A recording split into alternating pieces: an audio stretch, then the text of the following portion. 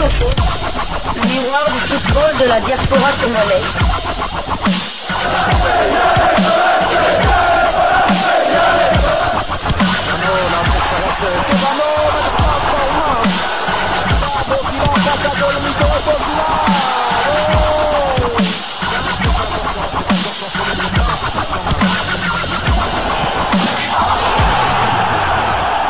Diasco Foot, le miroir du football de la diaspora congolaise. Vous êtes sur Diasco Foot, le miroir du football de la diaspora congolaise. Diasco Foot vous dit bonjour, tout le plaisir est pour nous de vous retrouver, mais surtout de savoir que vous êtes nombreux en train de suivre votre chaîne YouTube dédiée uniquement aux footballeurs de la diaspora congolaise. C'est l'heure de partager avec vous quelques news que nous avons pu récolter pour vous, des news concernant la tanière des léopards de la République démocratique du Congo, et cela dans le cadre de cette deuxième livraison de ce dimanche 23 mars 2025, une livraison qui nous conduit du côté de Lomé, mais aussi du côté de Benghazi. Les deux derniers matchs du groupe B des éliminatoires du Mondial 2026, groupe des léopards de la République démocratique du Congo. Deux matchs que nous attendions et les résultats nous plaisent bien. Et moi, je suis particulièrement heureux parce que je souhaitais, Salakaka nul, Bendana gagnant, perdant, Zalate, Bakabwana. Vous savez, dans le football, il y a trois résultats. Il y a la victoire, il y a la défaite, il y a aussi le match nul. Et donc, les deux matchs que nous attendions, parce que notre prochain adversaire jouait aussi en déplacement du côté de Lomé, et la Mauritanie a fait fort en faisant 2 buts partout face au Togo de Kevin Denken, et le Sénégal qui était reçu à Benghazi, terrain neutre, par les crocodiles du Nil du Soudan. Il n'y a eu ni vainqueur ni vaincu, il n'y a même pas eu de but.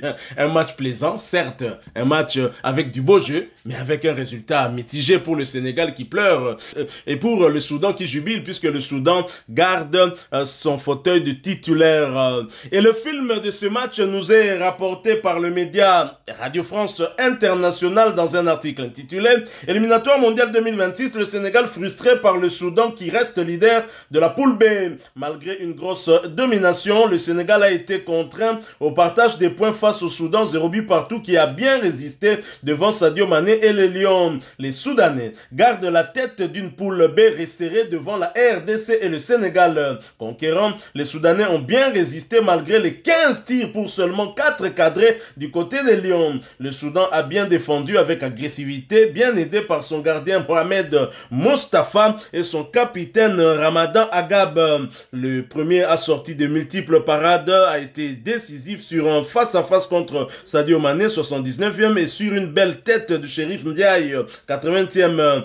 Le second a été l'ombre de Mané pendant toute la rencontre, récoltant un carton jaune au passage et sauvant sur sa ligne une frappe de l'attaquant sénégalais. À force de voir la muraille adverse tenir, Mané frustré a fini par récolter également un carton jaune. Si la défense sénégalaise n'a pas eu grand chose à faire durant toute la partie, elle a eu quand même l'occasion de trembler sur deux belles opportunités soudanaises. La première avec un duel manqué d'Aboubaker et Issa qui bute sur Edouard Mendy. La seconde quand Walieldine Kidir, seul dans la surface, trouve le moyen de ne pas cadrer sa frappe, 76e. Le Sénégal repart forcément frustré de Benghazi où il avait l'occasion de prendre la première place du groupe B et de frapper un grand coup. À l'arrivée, c'est le Soudan qui fait la bonne opération en gardant son invincibilité, sa place de leader. Tout reste donc à jouer dans cette poule et les prochaines confrontations directes seront certainement déterminantes. En attendant, le Sénégal reçoit mardi le Togo à Dakar pour rebondir très vite au moment où le Soudan accueille toujours à Benghazi le Soudan du Sud dans un derby qui promet. La RDC, elle, se rendra en Mauritanie. Je ne suis pas tout à fait d'accord avec la Radio France Internationale. Certes, sur le plan de la possession, on a peut-être constaté que le Sénégal dominait son sujet, mais sans parvenir à inquiéter réellement cette équipe soudanaise. Les RFI d'ailleurs le dit, avec 15 tirs, dont seulement 4 cadrés. C'est vrai que Sadio Mané Soudanais a manqué l'immanquable, mais dire que les Soudanais n'ont eu que 2 opportunités, je ne suis pas d'accord. Heureusement, pour moi, un média sénégalais n'est pas d'accord avec RFI aussi, s'il s'agit du média wisport.com qui parle également de ce match avec la cotation de différents joueurs, hein, les 11 de départ du côté sénégalais, avec un 2/10 pour Sadio Mané. Qui l'eût cru? Au Sénégal, Sadio Mané ne ferait plus l'unanimité. Et cet article est intitulé Qualif mondial 2026. Antoine Mendy a assuré les attaquants sans inspiration. Les notes des Lions après Soudan-Sénégal. Face à une équipe soudanaise bien en place, l'équipe nationale du Sénégal n'a jamais trouvé la clé à Benghazi ce samedi soir. 0 but partout. Les Lions ont manqué d'inspiration, de créativité et d'un peu de tout, à l'image du trio offensif Ismaïla Sarr, Boulaye Dia, Sadio Mané, dont l'activité d'Antoine Mendy n'a pas permis de s'illustrer. Edouard Mendy, 6/10, le portier sénégalais. Rien ne peut arriver avec cet Edouard Mendy. Déjà en forme à Al Ali, le gardien de but dégage beaucoup d'autorité sur toutes ses interventions, que ce soit sur sa superbe sortie devant Saïf Thierry, 20e, sur ce coup franc d'Ahmed, 22e, ou encore face à Omer, 49e. L'ancien portier de Chelsea a assuré, rassuré et évite un résultat beaucoup plus décevant pour son équipe. Antoine Mendy, 6.5/10, surprise dans le 11 de départ de Pape Thiaw. Le latéral droit de l'OGC Nice a livré une prestation dense et totalement correcte pour sa grande première en sélection. Actif avec beaucoup d'intentions offensives, il donne un bon ballon à Ismaïla Sarr qui se fait prendre par le gardien adverse, 17e. En réussite dans les centres, à l'image de celui-ci pour Boulaye Dia, 35e. Les duels sur les relances, Tony a été plutôt une belle satisfaction. Kalidou Koulibaly, le défenseur central, est coté à 5.5/10. Une prestation plutôt solide de la part du capitaine des Lions. Sur quelques contre-attaques soudanaises, il a réussi à repousser le danger sur ses interventions. Mais il faut noter pas mal de passivité et de flottement dans la surface des Lions sur certains mouvements soudanais. Moussa Niakate, coté à 5/10. Comme son compère, le défenseur de l'Olympique lyonnais peut être crédité d'une copie correcte malgré une certaine nonchalance et un jeu assez brouillon. Il a tant bien que mal soigné ses relances, mais il a quand même parfois été bousculé par les attaquants soudanais. Pas serein. Crépin Diatta, 4/10, aligné au poste de latéral droit malgré la présence dans le groupe de Moussa Ndiaye, Ilaï Kamara et même Abdou Diallo. Le sociétaire de l'AS Monaco n'a pas eu son rendement habituel. Sans relais, il n'a pas apporté le moindre danger jusqu'à quelques instants de la fin de la première période avec cette accélération et ce centre en direction d'Ismaïla Sarr. Définitivement, il n'a pas été très inquiété et il réalise un bon retour à Adil à la 29e. Il réalise un bon retour sur Adil à la 29e. Beaucoup plus visible après la pause, mais beaucoup trop suffisant à Benghazi. Lamine Camara, 4.5/10. Aligné à droite du trident du milieu de terrain, le joueur de l'AS Monaco a fait son match dans un registre plus offensif. Il a eu un impact sérieux et s'est montré appliqué avec le ballon, même si sa passe manquée pour Idrissa Gueye à la 26e minute a failli coûter cher au Sénégal. Il a fait son travail sur les balles arrêtées sans réussite pour les receveurs et a osé sur quelques frappes remplacées à la 67e minute par Chérif Ndiaye non noté. Idrissa Gueye, 5.5/10, éblouissant du côté d'Everton cette saison. L'expérimenté milieu de terrain a encore affiché un visage intéressant. Sur les mouvements soudanais, Ghana a eu du volume de jeu pour gratter quelques ballons et sur les phases offensives, il n'a pas hésité à se projeter pour créer des décalages et accélérer le jeu, mais avec quelques limites. Pape Gueye, 4/10, un des seuls joueurs à avoir tenté de faire bouger les choses en première période. Le milieu de terrain de Villarreal a été généreux dans les efforts et n'a jamais hésité à accompagner les actions offensives à l'image de sa frappe croisée qui frôle le cadre. 43e blessé. Il a été remplacé à la pause par Pape Matar Sarr qui s'est noyé non noté sur la pelouse du stade des Martyrs de Benina. Ismaïla Sarr, 2/10. Comme souvent, pourtant brillant avec Crystal Palace, les retrouve la sélection avec une nouvelle performance médiocre. Il n'a quasiment jamais passé l'épaule ce soir, se contentant d'actions trop scolaires et se faisant remarquer par un criant manque d'inspiration et beaucoup de déchets. Quand il a été mis dans des bonnes situations, 17e, 28e, 40e puis 51e, il s'est emmêlé les Pinso. Énième déception, remplacé à la 79e minute par Hassan Diao, non noté, qui aurait pu bénéficier d'une passe décisive dès son premier ballon. Hélas, vous aurez compris. Boulaye Dia, 2 sur 10. Le scénario du match aurait bien pu être différent s'il avait mieux négocié cette erreur d'entrée du gardien soudanais. Beaucoup trop léger pour espérer exister au milieu des défenseurs adverses. Boulaye Dia a proposé des appels intéressants, passé d'une surface à l'autre, mais n'a jamais trop su quoi faire avec le ballon et n'a pas su profiter des centres d'Antoine Mendy. Remplacé à la 79e minute par Abdallah Sima, non noté. Sadio Mané, 2 sur 10. Il reste la star de cette équipe, mais il a perdu de son influence pour cette équipe. Comment peut-il rater ce face-à-face à une dizaine de minutes de la fin de la rencontre? Certes, son appel a été excellent et le portier adverse a fait son travail, mais il doit faire mieux, beaucoup mieux. Son vis-à-vis Ramadan Agab l'a éteint dans tous les duels. Et si ce n'était pas le latéral gauche soudanais, c'était au tour de Coucou de venir frustrer son match. 90 minutes encore. Pourquoi faire? Voilà donc Sadio Mané, le trio d'attaque sénégalais, Ismaïla Assar aussi, Boulaye Dia, sont vilipendés par les médias sénégalais, par des Sénégalais en général. Beaucoup en arrivent même à se poser la question si Sadio Mané a encore sa place dans cette équipe des Lions de la Teranga du Sénégal. Comment avez-vous apprécié ce match? Au-delà de cette satisfaction que vous avez eue, j'imagine lorsque vous suiviez le match, vous n'aviez qu'un seul souhait, c'était de voir les deux équipes se départager par un résultat nul, sachant que le prochain match du Soudan, ce sera contre un adversaire qu'il a eu à battre 3-0, et le prochain match du Sénégal, certes, ce sera face à un adversaire avec lequel le Sénégal avait fait match nul, mais à l'extérieur, dans son pays, au Togo. Mais vous savez que le Sénégal, dans le stade de Diam Niadio, ne va pas laisser de chance au Togo, de même pour le Soudan qui va jouer face à un adversaire qu'il connaît bien, je rappelle, qu'ils sont les mêmes sangs. Tout à fait, mais les matchs doivent encore se jouer, donc il ne faut pas vendre la peau de l'ours avant de l'avoir tué.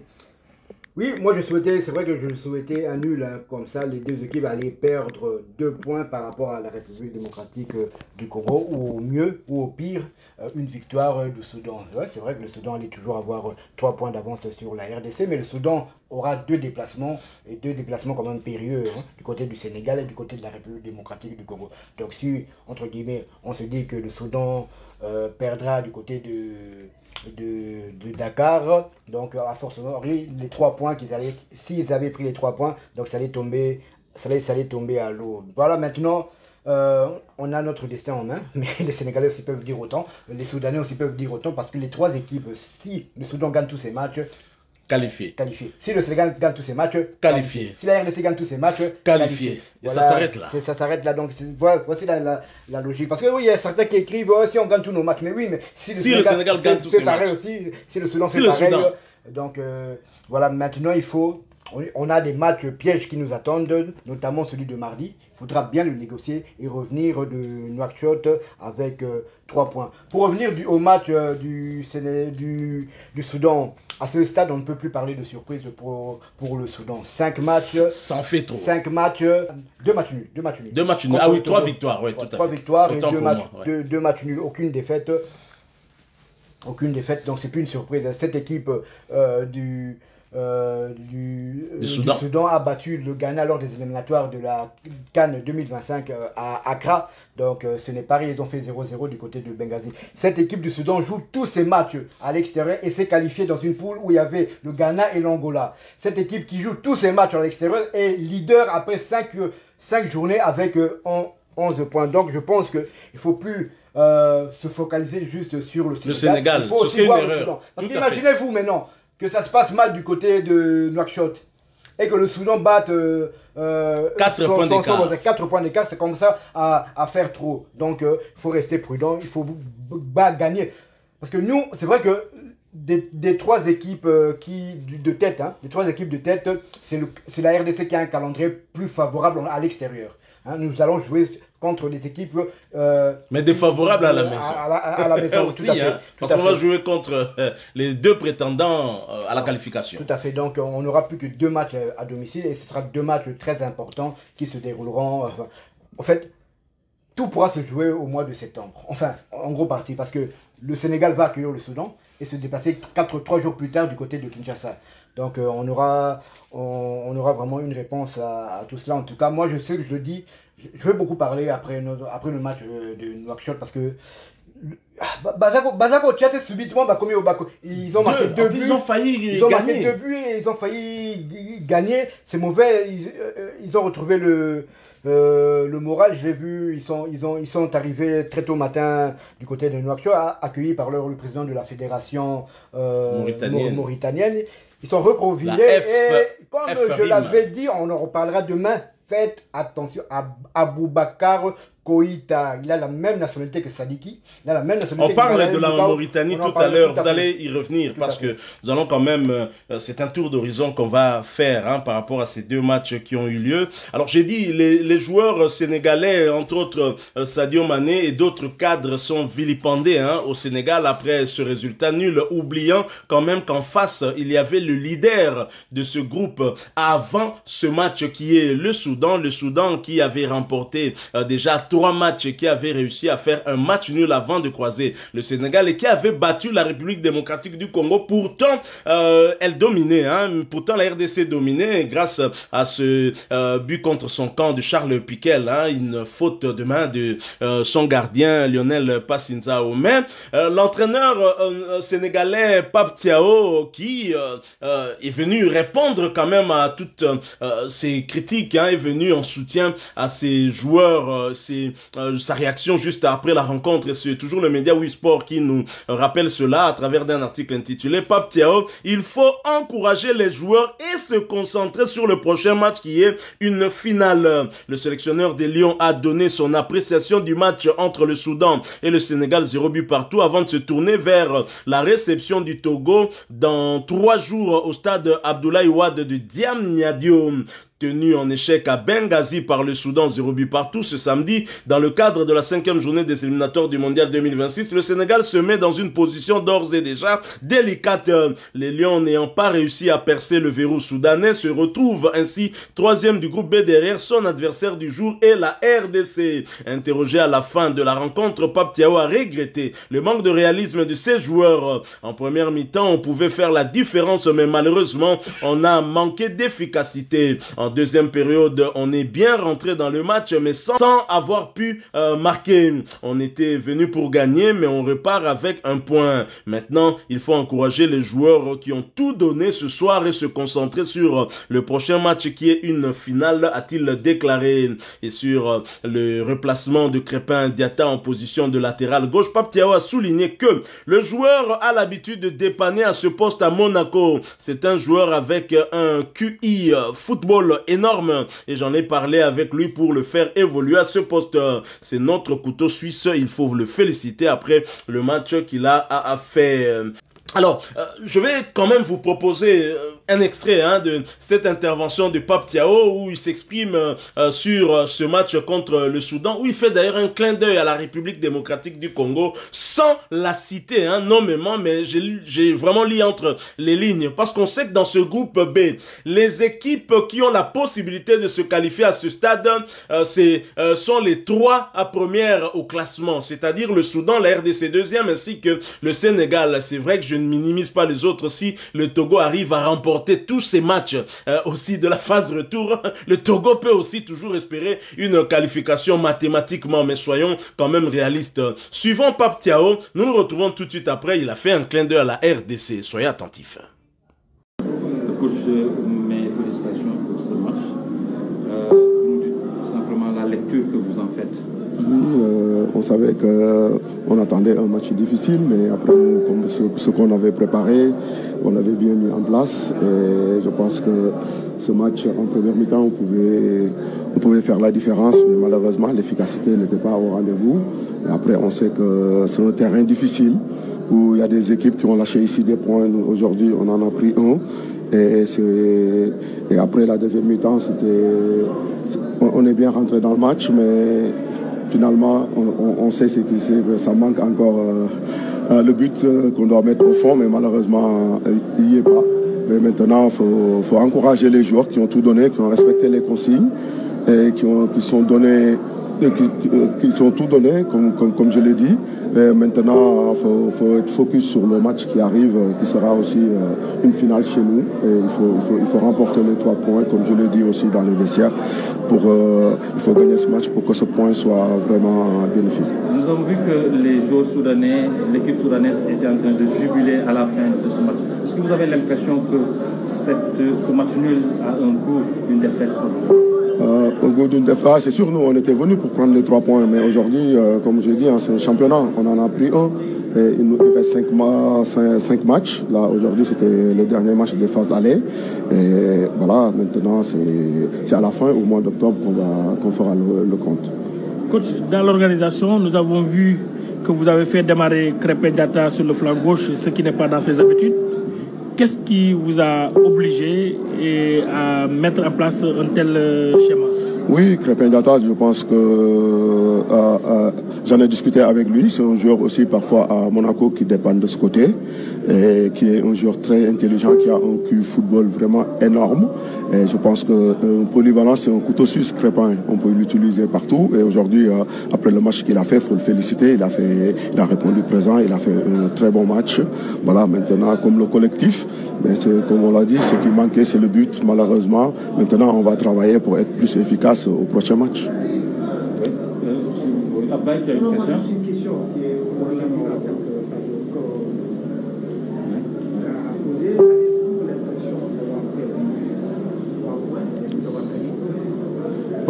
Bon, après, c'est à la fin qu'on saura que si on a perdu 3 points et on a gagné 1 point. Maintenant, nous, on va continuer notre travail. On sait qu'il y a une autre finale qui nous attend mardi dans notre stade. Et on a envie de rebondir sur une victoire devant notre public. Et voilà, on va travailler pour remporter ce match. rek nga wax ñu ban jàngat nga am ci match bi nga xam ne tey da ngeen fi am tembo yéen ak Soudan. waaw tey jii nii dèjà génn nañ si jàmm dañuy wax alhamdulilah tey résultat bu ñu gënoon bëgg yàlla joxuñu ko donc dañ koy accepter. ba match bi boo xoolee ñu ci duggee dugg nañ ci bu baax a baax et je pense si buñ ci xoolee bu baax avec occasion yi am buñ ko concrétiser woon tey jii nii dinañ dem ak 3 points. Parfois nag ça peut arriver si football manque d'efficacité maintenant dañ koy jéem a régler parce que tamit football il faut nga dugal bi pour gagner les matchs tamit il faut ñu encourager joueurs yi parce que tamit def nañ lu leen waxoon def nañ ils sont donnés à fond parce que bëggoon nañ 3 points déjà boo xoolee sax deuxième mi-temps bi benn moment la fin mënoon nañ perdre match bi parce que tellement qu'on voulait trop dugal but boobu que on a lâché un tout petit peu des espaces derrière mais tey jii nii tamit nañu encourager xale yi ci préparer match bi di ñëw parce que tamit point bi ñu jël aujourd'hui tey jii nii mënuñu ne du point bu baax parce que am na ay équipes yu bëri yu perte fii ay points donc ñun dañuy jéem a liggéey pour jëli ji point chez nous am nañ match mardi match bu am importance bu ñu ko jëlee je pense et après à la fin mois d'octobre ñu def les comptes. coach gis nañu ni Pape Gueye 45 minutes rek la football daanaka dafa blessé est-ce que mën ngeen ñu jox mën ngeen ñu wax lan moo ko dalee say. waaw Pape c'est sur un coup je pense que tamit benn moment cheville bi dafa xaw a tordu mais après on verra avec le staff médical et ñu xool tamit benn décision la ñuy jël mais pour l'instant nouvelle yooyu rek laa amagum. Merci beaucoup coach donc ñoo ko dëggandoo Sélé. Voilà, nous sommes de retour, très cher confrère Pape Thiaw, pour justifier ce mauvais résultat pour les Sénégalais. D'ailleurs, les journalistes sénégalais, même des journalistes internationaux, disent que c'est le Sénégal qui a été tenu en échec alors que le Sénégal se déplaçait sur le terrain du leader. Donc, se dire qu'au niveau du Sénégal, et même d'autres analystes sportifs, on n'a jamais pris cette équipe soudanaise au sérieux. Je pense que la RDC prend cette équipe au sérieux puisque c'est 2 matchs d'affilée au Soudan, match joué au Soudan, que la RDC perd face à cette équipe-là. Donc je crois qu'à notre niveau, nous la prenons très au sérieux. Voilà, Pape Thiaw qui, pour justifier ce faux pas justement, parce que il faut dire que ça ne met pas le Sénégal dans des bonnes dispositions, puisque le Sénégal est relégué à la 3e place. Je rappelle quand même que lors de cette 5e journée, 2 équipes ont changé leur position dans le bon sens, en sens de montée. Il s'agit de la RDC qui quitte la 3e place pour la 2e, remplaçant le Sénégal. Sénégal, reléguant le Sénégal à la 3e, et la Mauritanie qui quitte la dernière place pour la 5e en reléguant le Soudan du Sud. La faute à la RDC justement, c'est la RDC qui a modifié le classement du groupe B. Alors Pape Thiaw qui dit, hein, certaines équipes ont perdu ici. Là il fait très clairement allusion au léopard, c'est clair. Comme on dit en lingala, libanga na molili. Oui, c'est vrai que nous avions perdu dans un match, je dirais, insipide où les deux équipes cherchaient le 0-0, ne voulaient pas gagner. En tout cas, c'était mon avis. Et puis, il y a eu un corner et puis ce but gag, une mauvaise sortie de Lionel. Une fois de coutume. Et puis, ce ballon qui heurte malheureusement Charles Piquel qui rentre au fond des filets. Et là, c'était pratiquement à la fin de la rencontre. On ne pouvait plus rivaliser. C'est vrai que la RDC a perdu, mais malgré cette défaite, la RDC n'a perdu que, la RDC n'a perdu que 5 points lors de ses éliminatoires, tandis que le Sénégal en a perdu 6 sans avoir perdu un seul match. Donc, je préfère notre position actuelle, malgré notre défaite du côté de la Libye. Donc, voilà, donc je préfère être à notre position que celle du Sénégal, parce que nous, on doit suivre, on a que le Soudan devant nous, qui n'est qu'à un point. Hein? On a que le Soudan qui est à un point. Or que le Sénégal, il y a embouteillage. Hein? Le Sénégal a embouteillage, il doit d'abord passer la RDC, ensuite passer le Soudan, ça devient un peu compliqué. Bon, on comprend leur situation. On était dans leur situation il n'y a même pas 3 jours. Il n'y a même pas 3 jours, on était dans ce cas de figure-là. Donc, c'est vrai que le Sénégal est il ne faut pas se le cacher, c'est l'ultra favori de cette poule, mais en 5 matchs, elle n'a gagné que 2 fois. Et c'était face à quels adversaires? La Mauritanie et le Soudan du Sud. Les deux dernières équipes de notre groupe. Le Togo. Le Togo, ni le Soudan. C'est vrai que c'était à l'extérieur, mais elle a fait nul face à domicile. À domicile face à l'outsider du groupe. Donc nous, je pense que bien qu'on n'ait pas gagné, mais ce match nul face au concurrent, au grand rival sénégalais, ça a une valeur de victoire. Donc tout à fait. Ça annule notre défaite face au Soudan. Face au Soudan. D'autant que c'était à l'extérieur. Tout à fait. D'autant que, voilà, maintenant, malgré cette défaite, comme je l'ai dit, nous sommes quand même devant le Sénégal.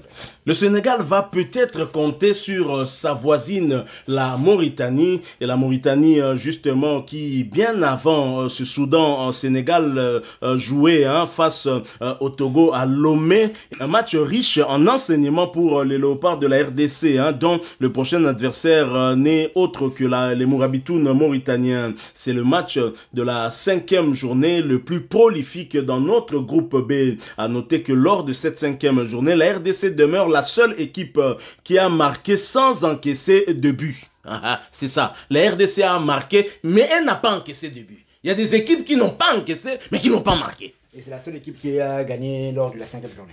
Ça, c'est le cas de le dire aussi. Alors, le média sénégalais Wii Sport nous redonne le film de ce match Togo-Mauritanie dans le travers d'un article intitulé « Qualif mondial 2026, le Togo et la Mauritanie font match nul à Lomé 2-2 ». Les éperviers du Togo et les Mourabitounes se sont quittés sur un score nul ce samedi au stade de Kégué dans le cadre de la 5e journée des éliminatoires de la Coupe du Monde 2026.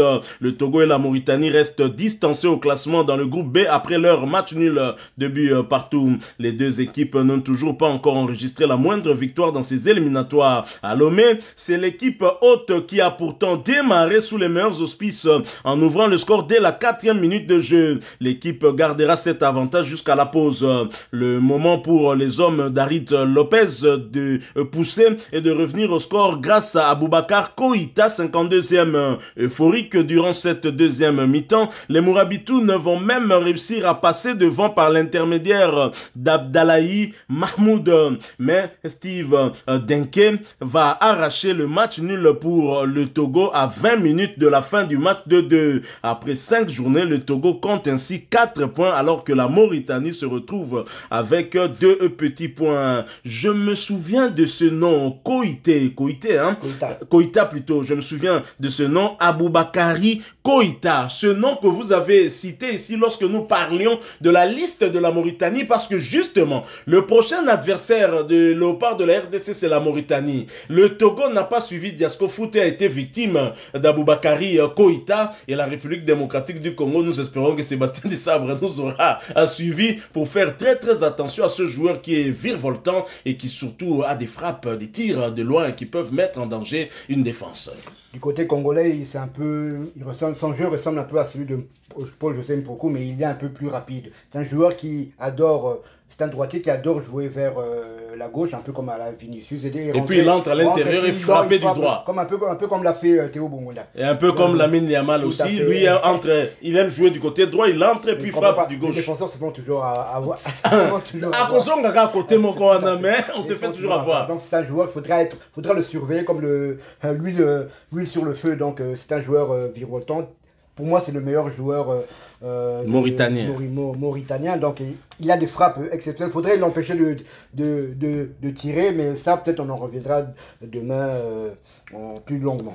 Il faut dire que depuis l'arrivée de l'entraîneur espagnol Arit Lopez, cette équipe de Mourabitoun est requinquée moralement et ça s'est ressenti lors de ce match face aux Togolais. Les Togolais, il faut dire aussi que ce n'est pas un adversaire facile, même si le Togo n'a pas encore remporté de match, mais le Togo n'a perdu qu'un seul match, une seule fois, c'était à l'extérieur, c'était face à la République démocratique du Congo dans un match où la physionomie de ce match n'était nécessairement pas en faveur des Léopards de la RDC. Alors, après cette 5e journée, le classement est donc bouleversé. Le Soudan en premier avec 11 points, suivi de la RDC deuxième avec 10 points. Le Sénégal vient en 3e position avec 9 points, un écart donc d'1 point et de 2 points. Le Togo maintient sa 4e place avec 4 points, 4 matchs nuls donc la Mauritanie, 2 points, passe devant le Soudan du Sud grâce au goal différence et le Soudan du Sud dernier avec 2 points également. Clôturons avec le programme pour la 6e journée dans notre groupe B. Tous les matchs du groupe B se joueront le mardi 25 mars à 19h Soudan contre Soudan du Sud et à 21h Sénégal-Togo ainsi que Mauritanie RD Congo. Voilà, nous sommes arrivés à la fin de cette 2e livraison sportive de ce dimanche 23 mars 2025. Vous l'avez aimé, laissez-nous un maximum de j'aime. Merci de partager avec nous en commentaire votre point de vue. Abonnez-vous sur cette chaîne Diasco Foot parce que nous sommes le miroir du football de la diaspora congolaise. N'oubliez pas d'activer la petite cloche de notification histoire de ne plus rien manquer des prochains sujets que nous allons vous proposer. Encore une fois, merci à vous avec espoir de vous retrouver bientôt dans un autre sujet d'actualité. Mais en attendant, portez-vous bien. Diasco Foot vous dit au revoir.